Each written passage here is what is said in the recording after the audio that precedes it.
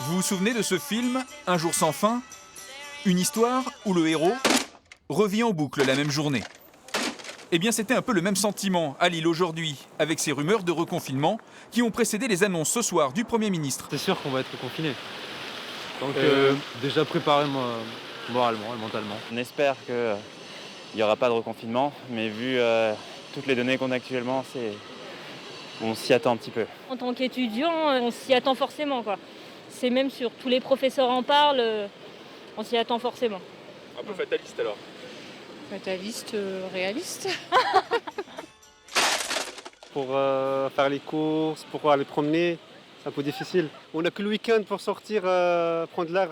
Moi, ce qui m'inquiète aussi, c'est les propos d'Emmanuel Macron qu'il a tenus tout à l'heure, qui ont été relayés dans la presse, qui disait qu'un confinement en Ile-de-France, ce ne serait pas vivable pour les gens. Ça veut dire quoi? Ça veut dire que pour les Hauts-de-France, ce serait vivable? Après un an de crise sanitaire, de confinement, de reconfinement, de couvre-feu, les esprits sont fatigués, le moral en berne. Dans cette clinique psychiatrique de la métropole lilloise, on prend en charge de nombreux patients durablement affectés.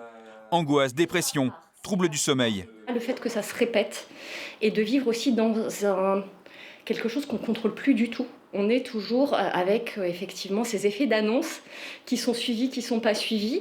Et cet entre-deux est très très angoissant. Donc pour des personnes qui sont déjà en situation un petit peu angoissée et fragilisée. La crise de la Covid-19, c'est aussi la grosse déprime. Un jour sans fin pour les 6 millions d'habitants des Hauts-de-France.